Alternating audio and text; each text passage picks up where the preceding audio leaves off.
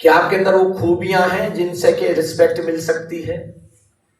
क्या आज आपने दिन में कोई ऐसा काम किया जिसके ऊपर आप प्राउड फील कर सकते हैं? रात को बैठ सोते समय एक डायरी लिखना रोज, और उस डायरी में एक सेंटेंस लिखना कि आज 24 घंटे के अंदर सुबह जगने से लेकर अब रात सोने तक ये 12 घंटे 14 घंटे बीते, क्या मैंने पूरे दिन में कोई ऐसा काम किया जिसके ऊपर मैं प्राउड फील कर सकता हूं? कोई व्यक्ति उस काम को अगर करता तो मैं उसको गले लगा लेता, उसके पैर छू लेता। मैं क्या दिन में मैंने ऐसा कोई काम किया? किसी बच्चे को मोटिवेट कर दिया, कोई सुसाइड करने जा रहा था, उसको मैंने कुछ ऐसा दे दिया कि उसकी सुसाइड टल गई। दो लोग जिनका दिल टूटा हुआ था, मैंने कुछ ऐसा बोला कि दोनों का दिल जुड़ गया। सास और बहू एक दूसरे से नाराज हो गई थी, मैंने कोई ऐसा करिश्मा कर दिया कि सास और बहू मिल गई। पति और पत्नी बिछुड़ने जा रहे थे, मैं तलाक होने जा रहा था, कि आज मैंने कोई ऐसा काम किया कि दोनों में संबंध दोबारा से मधुर हो गया। क्या किसी बच्चे को मैंने आईएएस बनने के लिए, आईपीएस बनने के लिए कुछ मोटिवेशन दे दिया? क्या मैं आज क्रोध करने जा रहा था और मैं क्रोध एकदम में रुक गया और मैं अपना ख्याल अपने श्वास पर ले आया, आज मैं अपने क्रोध का मालिक बन गया? कुछ भी ऐसा काम किया कि जिसकी वजह से आज अपने आप को प्राउड फील कर सकें?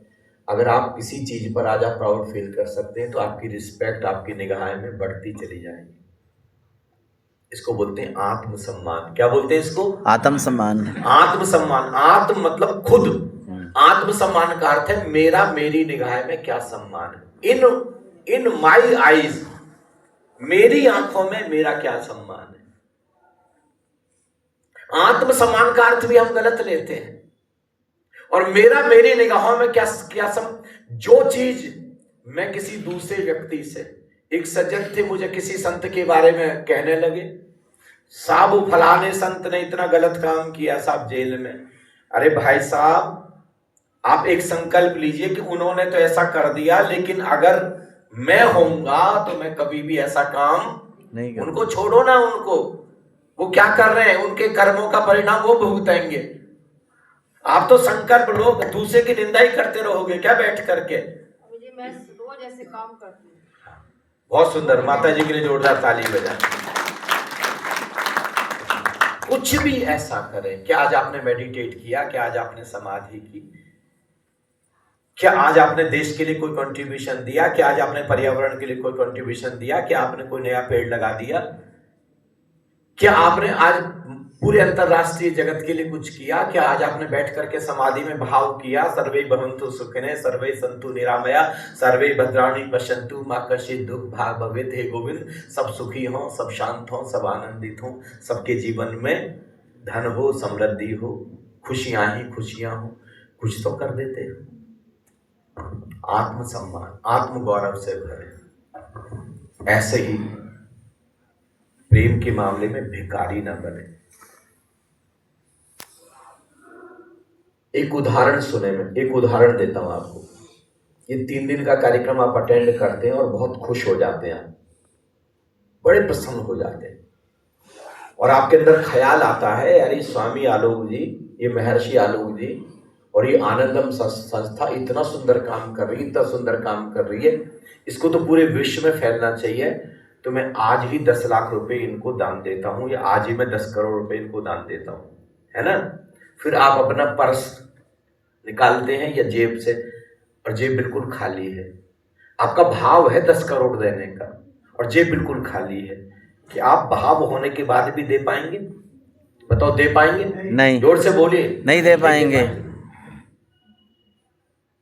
अगर आपके अकाउंट में 100 करोड़ रुपए हैं और 10 करोड़ देना चाहते, दे पाएंगे क्या? नहीं दे पाएंगे।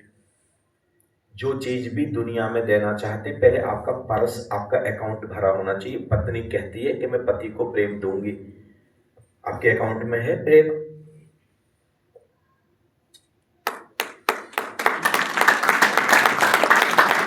आपने प्रेम की कला सीखी है? इसलिए मैं कह रहा हूं, याद रखिए, मैं एक सेंटेंस अक्सर बोलता हूं, यहां पर बोल रहा हूं। फिर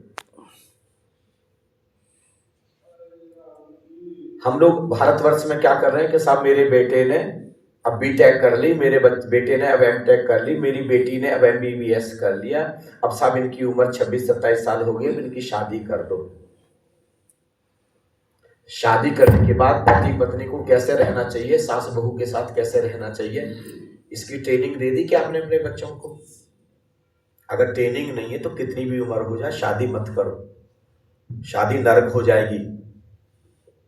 शादी से पहले शादी की ट्रेनिंग दो। अगर शादी की ट्रेनिंग है बच्चों को तो जीवन स्वर्ग हो, यही जीवन। किसी मंदिर जाने की जरूरत नहीं है और आपका बेडरूम ही मंदिर हो जाएगा। अगर आपको प्रेम करने की कला, पति पत्नी को जीवन जीने की कला आती है तो बेडरूम ही आपका मंदिर हो जाएगा, वहीं वृंदावन उतर जाएगा आपके लिए। और अगर आपको सलीका नहीं आता तो आपका घर नरक हो जाएगा और मंदिर भी नरक है फिर आपके लिए। जीवन जीने की कला सीखें, विवाह के बाद कैसे जीना है इसकी कला सीखें।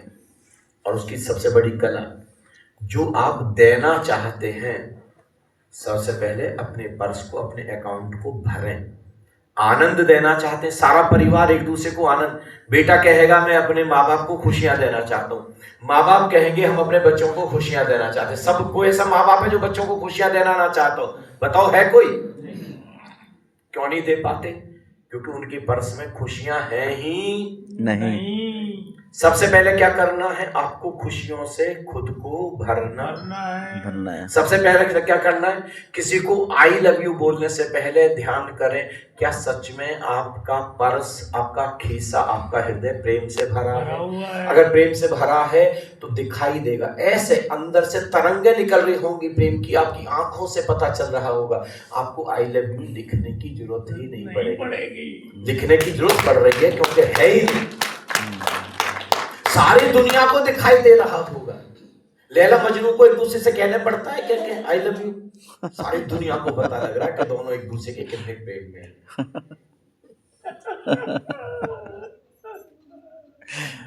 तो अब मैंने आपको दो कला बता दी। पहली कला क्या बताई? शांत रहने की कला। अगर आप शांति से भरे हैं तो अब क्या बांटेंगे? क्या बांटेंगे? जो मेरे पास है मैं वही बांट सकता हूं। बहुत बढ़िया। जैसे मेरा अब एक कल्पना करें, मेरी जेब में कांटे ही कांटे हैं। जैसे अभी जब मैं यहाँ पर एंटर हुआ तो सब लोगों ने फूल दिए। क्यों फूल दिए? क्योंकि उनके हाथों में फूल थे और गलती से उनकी जेब में कांटे होते और मैं आता और वो मुझे फूल देना चाहते थे और जेब में से फट से निकालते, और क्या थे जेब में? कांटे। तो क्या निकलता? कांटे निकलते कि फूल निकलते? कांटे। देना चाहते फूल लेकिन निकल जाते कांटे। और अगर कभी आप मुझ पर नाराज हो जाएं और जेब पूरी फूलों से भरी है और आप नाराजगी में मेरी राहों में कांटे बिछाना चाहते हैं और जेब में क्या है?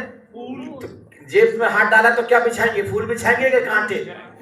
अगर जिस दिन आपका पूरा का पूरा जेब में फूलों से भर गई, आप कांटे बिछाने भी चाहेंगे तो बिछा नहीं पाएंगे, किसी के राह में फूल ही बिछाएंगे आप। बहुत बढ़िया। तो पहली चीज, श्वास को क्या करना सीखें? धीमी। अपने बच्चों को ये कला सिखाएं, उनका फोकस बढ़ेगा, कंसंट्रेशन बढ़ेगा पढ़ाई पर, शांत रहेगा। दूसरी क्या कला सिखाएं? दूसरी कला सिखाएं आनंदित रहने। बिना शांति के कभी जीवन में आनंद नहीं हो सकता और बिना आनंद के कभी जीवन में प्रेम नहीं हो सकता।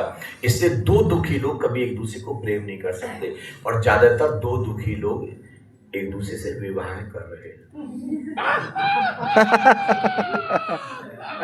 इसलिए विवाह स्वर्ग बनने की बजाय क्या बन जाता है? नरक। एक सेकंड में रेलवे में था, कोचिंग डिपो ऑफिसर के पद पर था, तो एक युवक मुझसे मिलने आया। उसने कहा स्वामी जी आपसे मिलना है, तो मैंने कि आ जाओ मेरे ऑफिस में। आया तो उन्होंने कहा मैं सुसाइड करने निकला हुआ हूँ। तो बोले कारण? बोले माता पिता शादी कर रहे हैं। तो मैंने कि ये तो कोई सुसाइड करने वाली बात नहीं हुई। बोले मैं दुखी हूं, वो सामने वाली भी जो आने वाली वो भी दुखी है, तो अब दो लोग दुख को सवाया करेंगे, दोगुना करेंगे कि कम करेंगे? मैंने कि दोगुना करेंगे। तो बोले क्या मतलब हुआ फिर शादी का? तो मैंने कि सुसाइड तो कोई हल नहीं है, इसका पहले तुम खुद को तो आनंदित करो। तुमको सुसाइड हल नजर आ रहा तो फिर देखो तुम। हम अपने बच्चों को एंश्योर करें कि जिनकी हम विवाह करने जा रहे हैं क्या वो शांत हो गए, क्या वो आनंदित हो गए, क्या सच में प्रेम से भर गए? नहीं है तो ट्रेनिंग दिलवाओ उनको पहले तो।